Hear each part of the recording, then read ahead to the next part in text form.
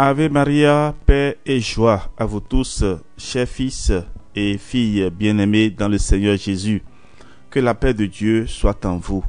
Nous demandons au Seigneur d'accorder la paix et la joie à nos familles. Que la paix descende dans le cœur de chacun de nous. Oui, frères et sœurs, nous allons pendant 7 jours aborder un thème qui certainement va vous aider dans votre vie de tous les jours. Les 7 grandes malédictions de la vie. Dans un premier temps, nous allons faire une introduction générale à tous les thèmes qui seront développés pendant ces 7 jours. Et à la fin de chaque thème abordé, il y aura une prière pour aider ceux qui en souffrent à trouver la guérison et la restauration. Nous allons vous demander également de faire un exercice de 40 jours. Une prière sera proposée et vous allez faire cette prière pendant 40 jours pour demander au Seigneur la guérison et la restauration. Demandons à l'Esprit Saint, au début de ce programme spirituel, de nous donner la force d'aller jusqu'au bout. Mais ce que je voudrais surtout vous demander, c'est de faire un examen de conscience. N'écoutez pas seulement ces enseignements. Vous pouvez prendre le temps de faire un examen de conscience. C'est-à-dire à partir de ce que vous allez entendre, vous allez prendre ça comme un test de méditation et refléter cela sur votre vie. Analysez votre vie pour voir si vous êtes concerné. Et si vous êtes concerné, vous prenez la décision de faire les 40 jours de prière pour demander au Seigneur la libération, la délivrance. Que l'Esprit Saint nous soit accordé. Le livre de Deutéronome, chapitre 28, versets 15 à 68, nous parle des malédictions de la loi, à savoir la stérilité et les problèmes de reproduction, les maladies héréditaires, chroniques et mortelles, la folie et les problèmes mentaux, le célibat imposé, la pauvreté, les problèmes financiers et le chômage, le vagabondage et les échecs, et les morts prématurées ou bizarres. Ce sont les 7 grandes malédictions de la vie. Dans la vie, d'une façon ou d'une autre, nous, en tant qu'êtres humains, nous affrontons les 7 défis majeurs ci-dessus. Certains les considèrent comme des malédictions divines, alors que d'autres, moins fatalistes, les apprécieront comme des facteurs passagers pour peu qu'on adopte des comportements positifs pour mieux les contrôler. Par nos efforts continus et par la grâce du Seigneur Jésus-Christ, nous pouvons les résoudre. La malédiction agit souvent comme dans un cycle. On peut définir un cycle comme un intervalle de temps dans lequel des situations ou des phénomènes répétés sont accomplis. Une maladie ou une série de situations ou des opérations qui viennent régulièrement et parfois peuvent être amenées à se répéter. Une personne sous influence des malédictions a toujours l'impression de retourner au point de départ. Elle vit des situations qui se répètent encore et encore. Une malédiction demeure toujours un cycle dans la vie d'un individu, d'une famille ou d'une nation. Si le cercle n'est pas brisé, la malédiction va toujours se répéter encore et encore.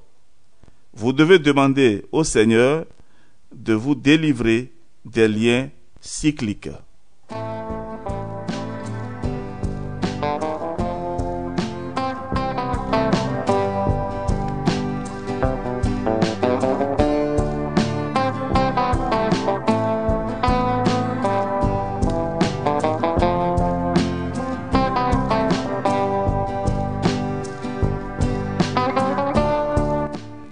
Oui, frères et sœurs, pendant les 7 jours, voici les thèmes qui seront développés, pour lesquels nous allons prier.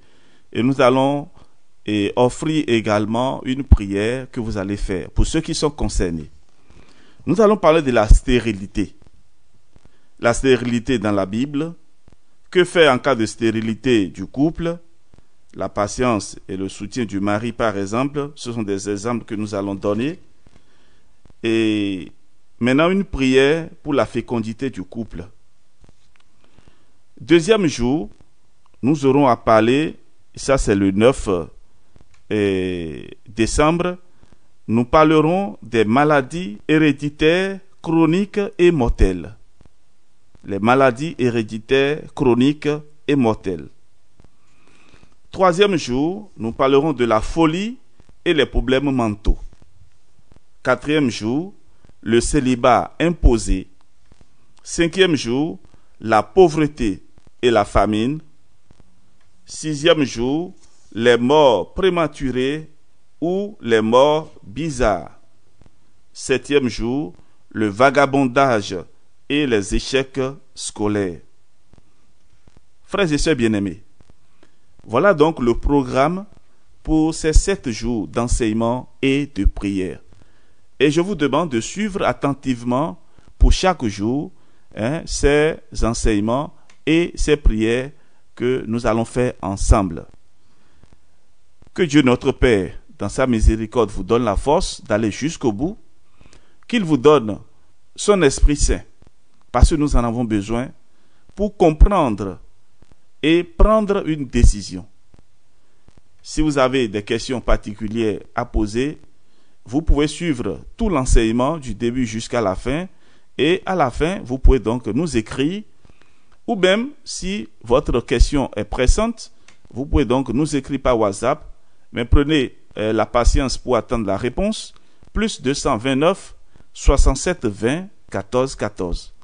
Votre serviteur, le Père Jean-Raphaël Mariton, nous dit: j'espère de la part du Seigneur une bénédiction abondante pour chacun de vous.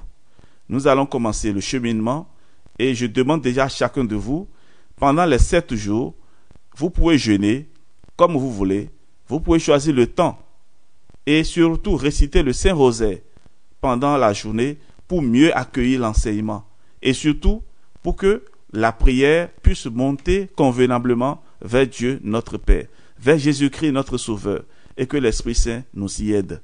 Que la paix de Dieu règne en vous. Disposons-nous pour suivre attentivement ces 7 jours de prière.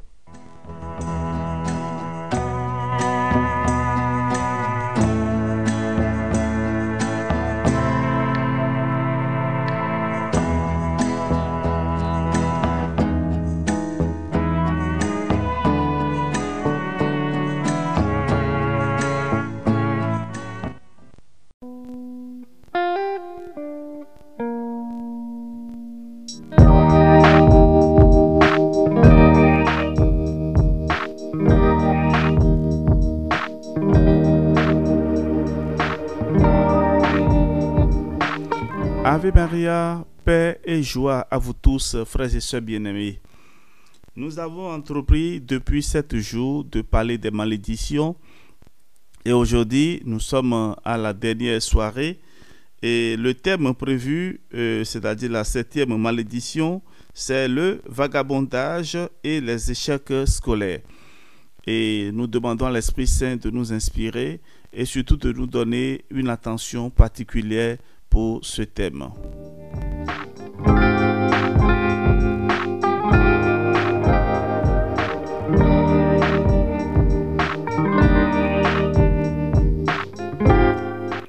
Nous allons partir d'abord d'un passage biblique, Deutéronome 28, verset 29. nous lisons, « Et tu tâtonneras en plein midi comme l'aveugle dans l'obscurité. » Et tu tâtonneras en plein midi comme l'aveugle dans l'obscurité. C'est avec cette référence biblique que nous voulons partager avec vous quelques réflexions sur le vagabondage et les échecs scolaires. Alors, cette malédiction est la cause du vagabondage. Nous avons souvent rencontré des personnes qui n'ont aucune vision claire de leur vie. Des gens qui vivent au jour le jour, sans aucun but, pas d'objectif, pas de programme, pas de planification. Ils sont conduits par les circonstances. Ils sont désœuvrés dans la vie. Ceux qui sont sous cette septième malédiction ne se soucient pas du lendemain. Ils avancent dans la vie comme des aveugles qui marchent, mais sans direction précise. Que ces enfants soient vagabonds et qu'ils mendient, qu'ils cherchent du pain loin de leur demeure en ruine. Nous lisons cela dans le psaume 109, verset 10. Alors, les vagabonds sont des personnes qui vont ou se baladent d'un endroit à un autre sans maison fixe. Ils sont sans espoir et terriblement négatifs. Cette malédiction est à l'origine des blocages des projets de voyage, de construction, de promotion professionnelle. Chaque fois que vous voulez voyager, le visa vous sera refusé.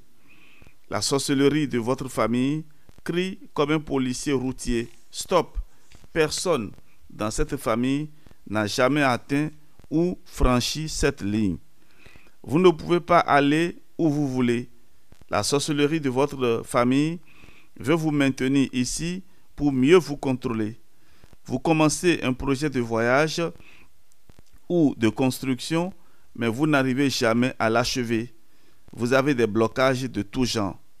Cette malédiction est aussi la cause des échecs scolaires et des blocages des promotions professionnelles. Dans certaines familles, on a comme l'impression que les membres n'évoluent jamais dans les études ou dans le travail. Ils sont à l'échec de génération en génération. Aucun d'eux ne finit jamais l'école et n'a eu un poste important. On entend souvent dire « Personne dans ma famille n'a jamais réussi à atteindre l'université. »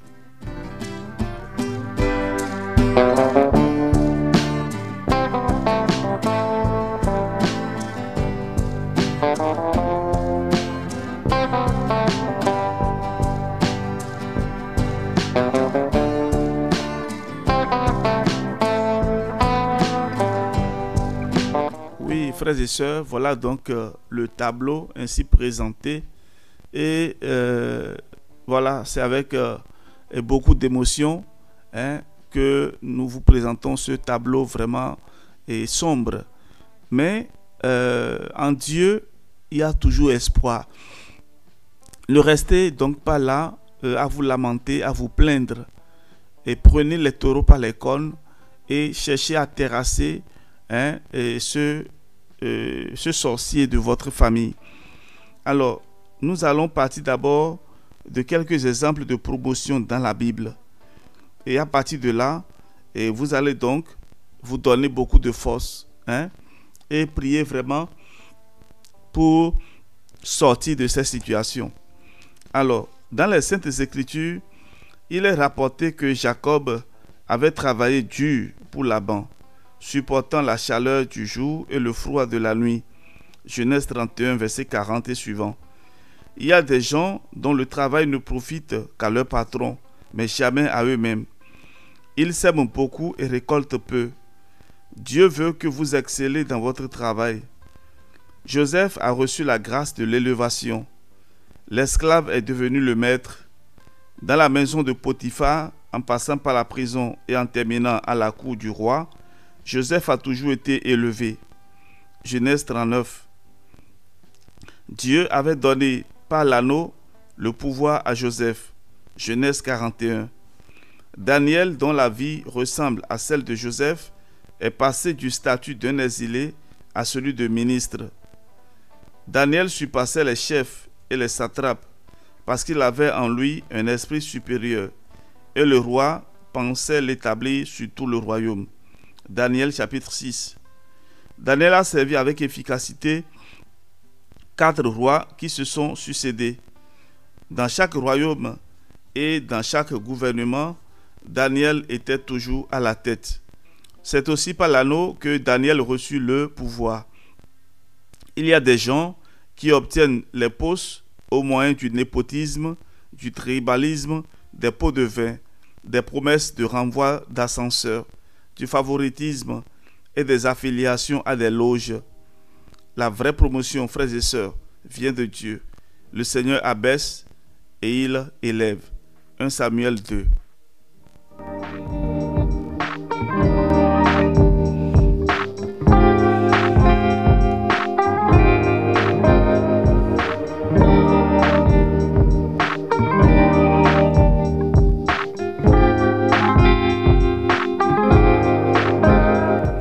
Frères et sœurs bien-aimés, voici donc le tableau des promotions que nous venons donc de présenter. C'est pour dire quoi?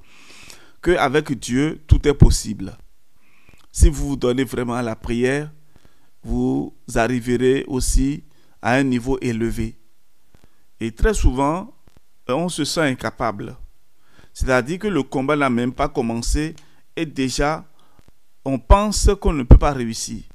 C'est là où vous avez tué tout l'espoir qui est en vous, toute la force divine qui est en vous. Alors Dieu sait très bien dans quelle situation nous sommes.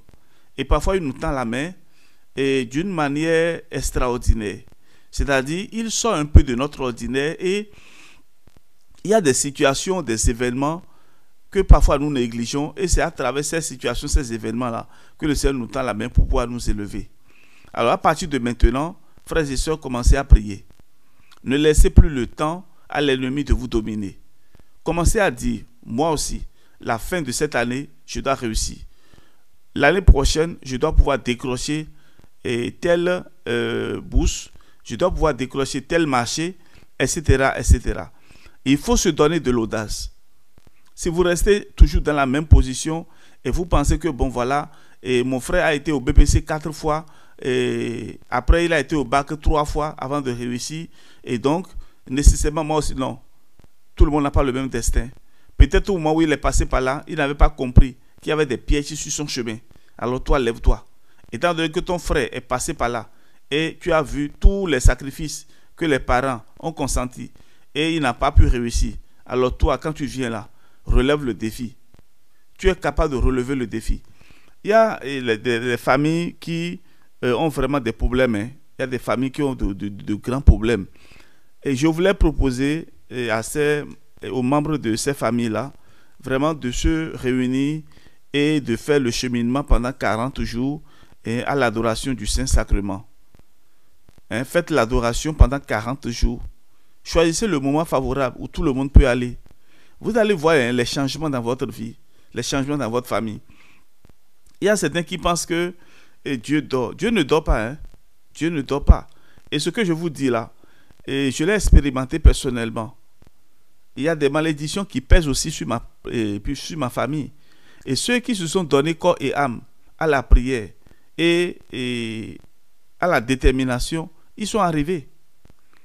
C'est vrai, ce n'est pas facile, mais vous le savez, rien n'est facile dans ce monde. Rien n'est facile. Surtout quand vous savez que vous venez des familles qui, par le passé, ont vécu dans l'ignorance totale et se sont donnés à des idoles. Mais vous avez du travail. Vous avez du travail. Vous ne pouvez pas croiser les bras et dire que bon voilà, tout est fait. Alors frères et sœurs, courage. Il y a d'autres qui sont passés par là et qui ont pu réussir. Il y a certains qui sont passés par là et qui ont pu réussir. Ça veut dire que toi aussi, tu peux réussir en passant par ces épreuves-là. Alors, frères et sœurs, nous allons être brefs aujourd'hui et nous allons proposer à présent la prière pour les études. Ceux qui ont de grands problèmes au niveau des études, je vous propose cette prière. C'est à dire 40 jours avant l'examen et pendant l'examen. Lorsque vous voyez déjà que ceux qui vous ont précédé ont été à l'examen 2, 3, 4 fois avant de réussir, prenez alors les taureaux par les cornes. Prenez cette prière et pendant 40 jours, vous allez faire le cheminement. Si possible, vous pouvez même réciter cette prière-là tout au long de l'année. Je sais que ça ne serait pas facile, mais vous pouvez arriver. Parce que quand vous savez déjà les objectifs que vous voulez atteindre, les moyens que vous allez choisir doivent être proportionnels aux objectifs que vous vous êtes fixés. Alors, frères et sœurs, je proposerai cette prière à la suite de cet enseignement. Je vais faire cette prière et ceux qui n'arrivent pas à lire, ils peuvent déjà mémoriser et faire maintenant leur propre prière à partir de celle-ci. Au nom du Père et du Fils et du Saint-Esprit. Amen. Seigneur Dieu, notre Créateur, qui de ton image et ressemblance a honoré le genre humain, qui a instruit tes disciples choisis, au point que s'émerveillaient ceux qui recevaient ton enseignement, et qui a révélé ta sagesse aux enfants. Toi qui as instruit Salomon lui-même, et tous ceux qui ont recherché ta sagesse, ouvre mon cœur, ma raison et mes lèvres, afin que je saisisse la puissance de ta loi et progresse dans la connaissance des enseignements profitables qui me sont donnés, pour la gloire de ton nom, très saint, pour l'utilité et l'édification de ta sainte Église, pour comprendre ton excellente et parfaite volonté. Épargne-moi tout piège de l'ennemi. Garde-moi dans la vraie foi, en tout honneur et pureté, tous les jours de ma vie, afin que je progresse dans l'intelligence et l'observation de tes commandements. Ainsi préparé, je pourrai glorifier ton nom très saint et devenir l'héritier de ton royaume. Oui, Seigneur notre Dieu, qui, de ton image et ressemblance, m'a honoré et qui m'a doué d'un vouloir autonome, qui entra dans le temple au milieu de la fête et instruisit le peuple, au point que s'émerveillant, on disait: comment connaît-il les Écritures sans avoir étudié? Toi qui as enseigné à Salomon la sagesse, Dieu de l'univers, roi de tous et Verbe, ouvre mon âme et mon esprit, mon cœur et mes lèvres, afin que je comprenne, saisisse et fasse ta volonté. Délivre-moi de tout ce que trame le diable contre mon examen. Garde-moi tous les jours de ma vie, en tout temps, appliqué à tes commandements. Oui, Seigneur notre Dieu, qui habite une lumière inaccessible, source de sagesse et de savoir, toi qui as enseigné à Salomon la sagesse, et par la descente de ton Esprit Saint, as fait de simples pécheurs des apôtres et docteurs, prédicateurs de l'Évangile. Toi-même, Seigneur, qui as ordonné à la lumière de briller dans les ténèbres, fais louer dans mon cœur et dans mon esprit la connaissance de ta vérité et ton éternelle clarté. Donne-moi un esprit de sagesse, un esprit d'intelligence. Illumine le regard de mon âme, afin que je reconnaisse ta volonté et la mette en pratique. Fais de moi un fils de lumière, portant du fruit en toute œuvre de bien et croissant en cette sagesse qui vient d'en haut. Oui, Maître, ami des hommes, jette un regard miséricordieux sur moi et exauce les prières que je t'adresse avec confiance, car toi-même tu as dit: tout ce que vous demandez en priant, croyez que vous l'avez déjà reçu, et vous le verrez s'accomplir. Et encore, demandez et l'on vous donnera. C'est pourquoi j'ose aussi, malgré mon indignité, te demander de m'accorder la grâce de réussir à mon examen. Bénis cet examen, et comme roi tout-puissant, permets que je le réalise diligemment, sans obstacle et sans échec. Seigneur, en ta clémence, ordonne à l'un de tes anges d'être le gardien de mon examen, pour empêcher toute malveillance des ennemis visibles et invisibles, et accorde-moi le succès en vue d'un heureux achèvement, me donnant aussi la santé et de longs jours. Nous t'en prions, Créateur généreux de tes dons, par l'intercession de ta mère toute sainte et immaculée, toujours Vierge Marie, des saints illustres et glorieux apôtres, des saints hiérarques et docteurs universels, Basile le Grand, Grégoire le théologien et Jean Chrysostome, et de tous les saints.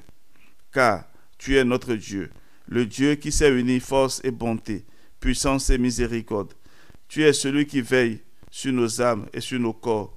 À toi revient toute gloire, tout honneur et toute adoration, au Christ notre Dieu, et nous te rendons gloire, ainsi qu'à ton Père éternel, et à ton Esprit Saint, maintenant et toujours, et dans les siècles des siècles. Amen.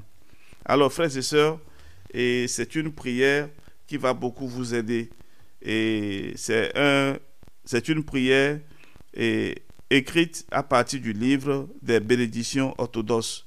Voilà, donc c'est le livre de bénédictions orthodoxes.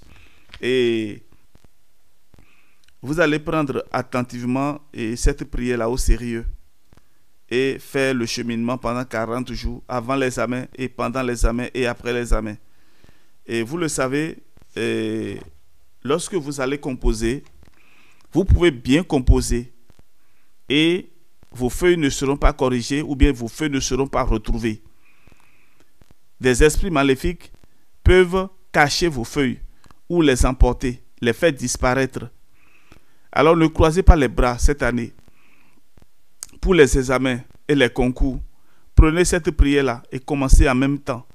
Il y en a à l'approche même des devoirs ou des compositions à l'école et ont les maux de tête ou bien la fièvre ou bien une maladie et vient troubler leur préparation et même pendant ces examens-là. Frères et sœurs, armez-vous de courage. Prenez le livre Un mois avec le précieux sang de Jésus et commencez à faire le cheminement. Ne baissez pas les bras. Un témoignage personnel que je voudrais donner. J'étais curé de paroisse à Douala au Cameroun. Et un jour, une maman m'amène sa fille qui a été à l'examen du probatoire. Et 3 fois de suite, et elle n'a pas eu le probatoire, elle n'a pas réussi. Et cette année, la maman me l'a amenée et disait, voilà mon père, je demande que vous bénissiez ma fille parce qu'elle a été déjà au probatoire 3 fois, elle n'a pas eu. Et chaque fois quand l'examen s'approche, elle commence à avoir la fièvre, les maux de tête et voilà, elle échoue lamentablement à son examen. Et nous étions donc à quelques jours de l'examen. Alors je lui ai dit, alors ma fille, tu viendras à la messe tous les matins pendant 7 jours. À la fin de la messe, tu attends, je t'impose les mains. Alors frères et sœurs, pour la gloire de Dieu, cette fille a eu le probatoire cette année-là et l'année qui suit en même temps, elle a eu son bac. Combien de fois vous êtes bloqués? J'ai eu aussi à bénir un enfant, une toute petite fille, je crois qu'elle doit avoir 10 ou 11 ans. Elle devait se rendre pour le CEPE. Ça, c'est au Bénin. Et sa maman est un médecin. Et si elle est à l'écoute, puisqu'elle était dans le forum, si elle est à l'écoute, elle peut témoigner de cette grâce-là. Et donc, j'ai prié pour cette fille-là. Et elle a demandé que je lui impose les mains. Ils se sont déplacés. Ils se sont déplacés pour venir me voir. Parce que la maman voyait déjà comment sa fille était menacée. Alors, frères et sœurs, je vous donne ce témoignage-là pour vous faire comprendre que ne baissez pas les bras lorsque vous constatez que votre enfant est en train de souffrir. Il y a des enfants, et vous savez très bien qu'ils sont très performants dans les notes, mais à l'approche des examens, l'enfant commence à tomber malade et ses notes chutent. Et l'enfant qui était peut-être à 8 commence à se retrouver à 4 ou 5 ou bien 6. Demandez en même temps à un prêtre de bénir cet enfant, de lui imposer les mains. Et vous-même à la maison, vous commencez à prier. Alors frères et sœurs, c'est vrai, les échecs peuvent être aussi pour nous une bénédiction. Je peux vous donner mon petit témoignage. Pour la première fois dans ma vie, j'ai échoué au BPC. L'année-là, j'ai passé 3 mois à l'hôpital. Et une maladie comme les maux de tête, la fièvre, et comme si, bon voilà, je n'avais plus mes sens. Un peu, un genre, la folie en quelque sorte, puisqu'on me traitait même de fou dans le temps. Alors, j'ai échoué lamentablement à l'examen du BPC cette année-là, et cela m'a beaucoup découragé. Mais j'avais renouvelé ma consécration à la Vierge Marie. J'étais légionnaire, j'étais dans la Légion de Marie jeune, et j'ai continué à prier. Et la Vierge Marie m'a donné la force de continuer à étudier. Et donc, j'ai repris l'année qui suit. Et mon tuteur m'a fait déplacer de la ville où j'étais. Et il m'a mené, j'étais à l'ouest du Bénin. Et il m'a mené au nord. Et là, j'ai eu le BPC et avec mention très honorable. J'étais sorti le premier de mon département. C'est pour vous dire quoi? Que parfois même, l'échec doit être pour nous un nouveau départ. Ce n'est pas parce que tu as échoué que tu vas perdre le goût aux études, que tu vas perdre totalement la force pour étudier.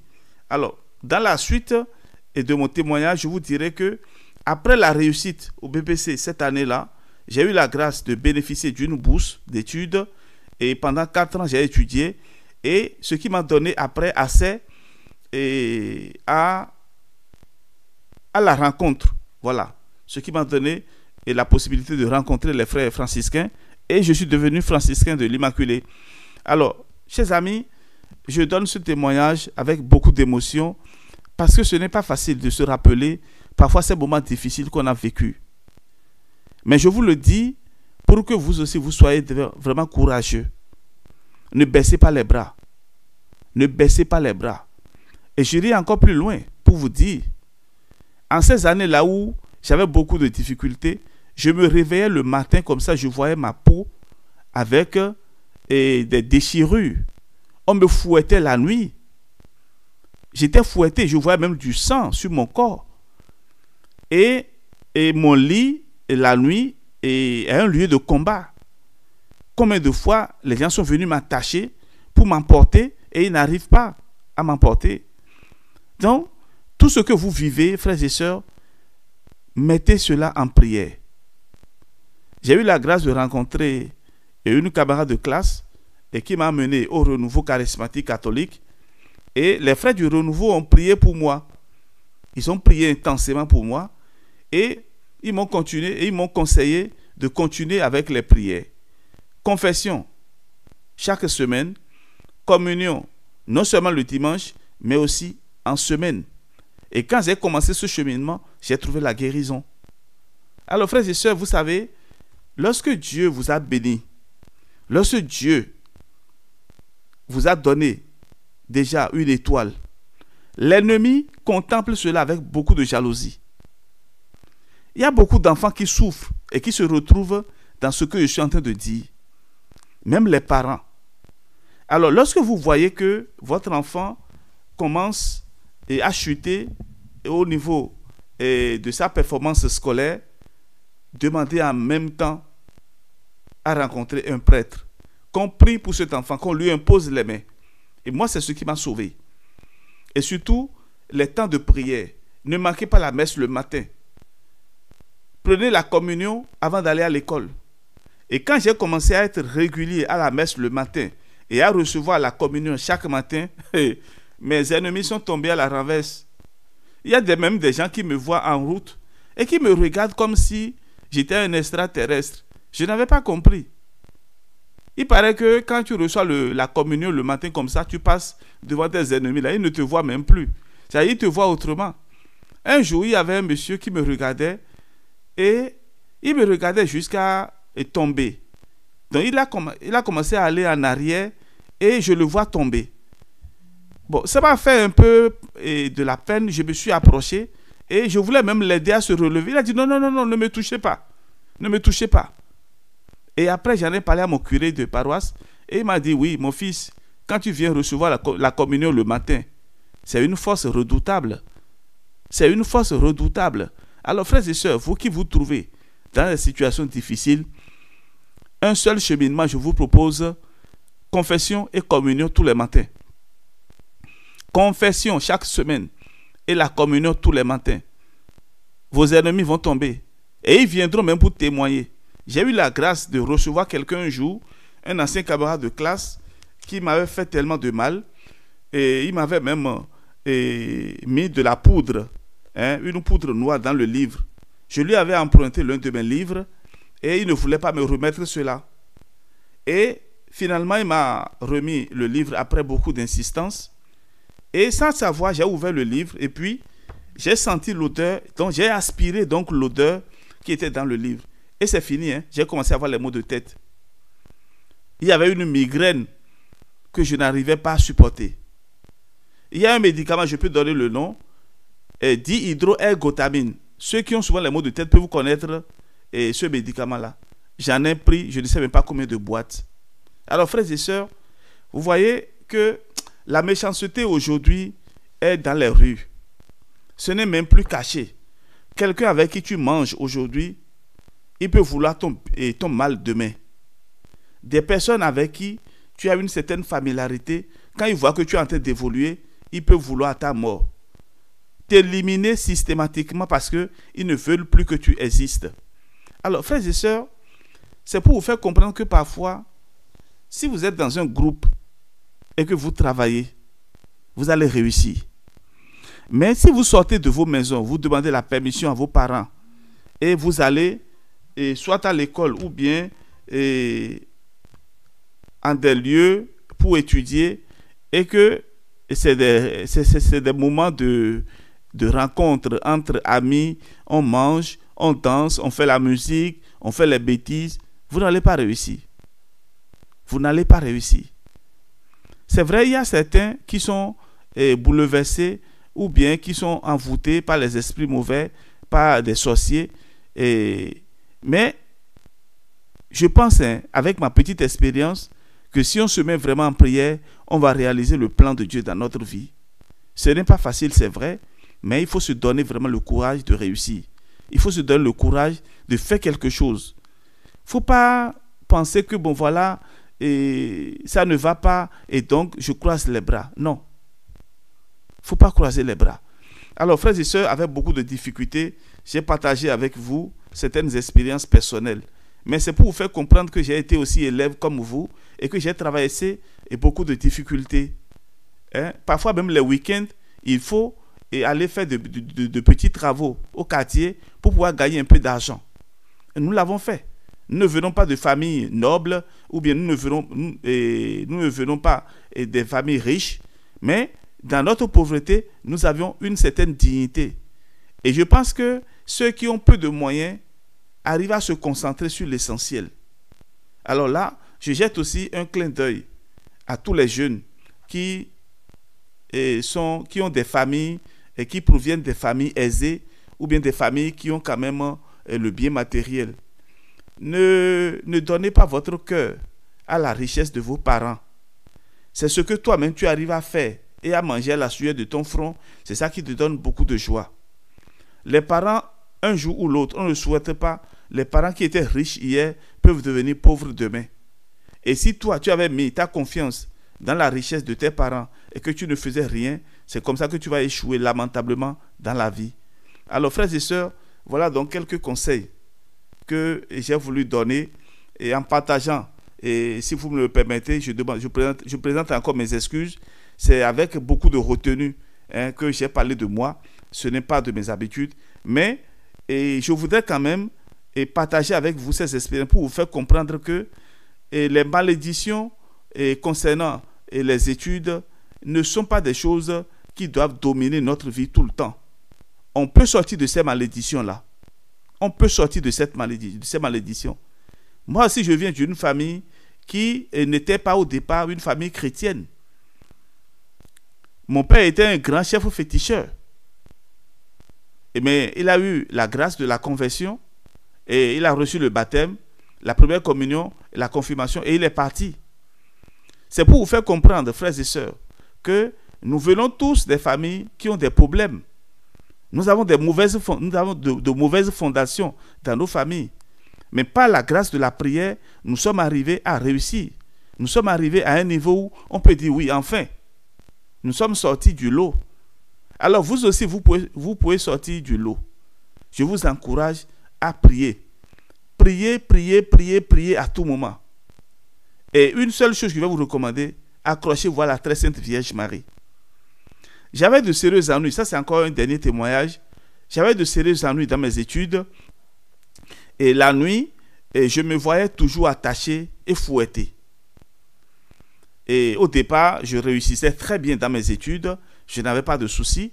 Mais depuis que ces esprits ont commencé à me fréquenter la nuit, j'ai commencé à ne plus rien comprendre à l'école.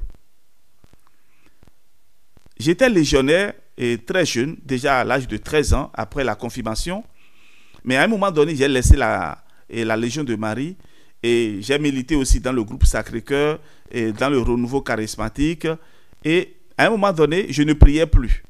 Parce que je voyais déjà mes études réussies et je me disais que bon voilà, bientôt j'aurai donc de l'argent et je serai indépendant.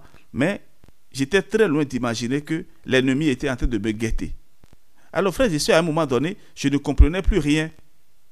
Même quand je viens au cours, tout ce que le professeur dit, je ne comprenais rien. Et je somnolais à tout moment. Au moment où peut-être il y a des choses que je dois mémoriser, c'est en ce moment que le sommeil vient, je commence à bâiller. Ce qui m'a sauvé, c'est quoi?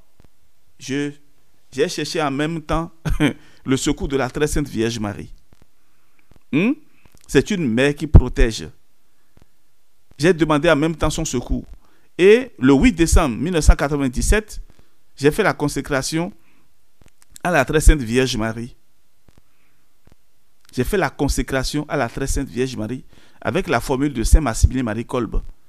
Vous pouvez chercher ça sur Internet. Et dans cette prière, Saint Maximilien Marie Kolbe dit qu'il veut être un instrument dans les mains de la très sainte Vierge Marie. Fais de moi ce qu'il te plaira.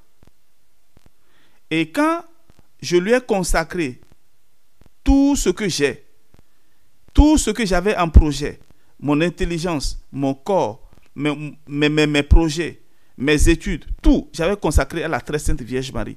Frères et sœurs, je suis sorti de la situation où je vivais. Je suis sorti sain et sauf, guéri et restauré.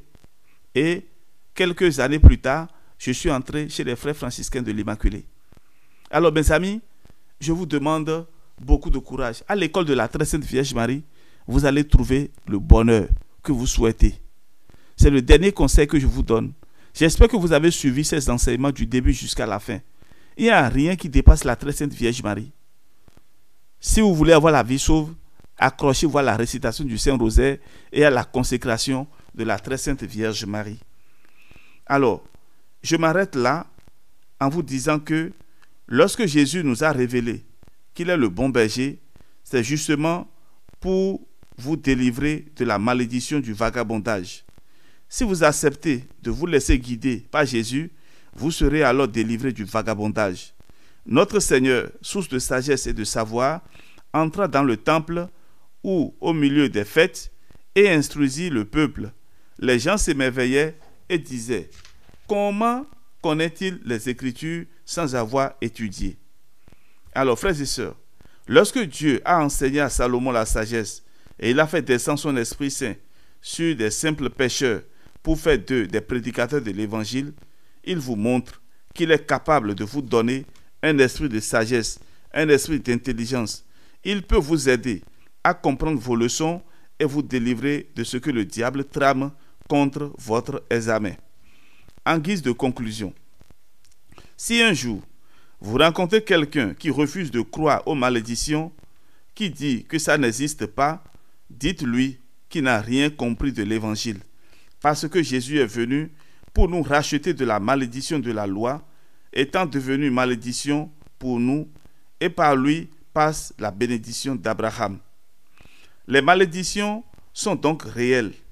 Il est donc important de les connaître et chercher à en être délivrés. Ceux qui sont maudits passent leur vie dans de terribles souffrances. Rien ne semble marcher pour eux. Jésus est venu nous libérer de la malédiction de la loi afin de nous communiquer la bénédiction que Dieu avait déversée sur Abraham, et Jésus-Christ est vainqueur de la malédiction. Et pour ceux qui sont dans le Christ Jésus, il n'y a plus de condamnation, selon la lettre de Saint Paul aux Romains, chapitre 8. Il n'y a plus de malédiction également. Il faut donc estimer, à juste titre, ce que Jésus a fait. La malédiction a été détruite par la croix du Seigneur. C'est possible que nous soyons, nous aussi, délivrés, puisque le Christ veut que nous soyons un bénéficiaire de la bénédiction qui nous a acquise à la croix par son sang.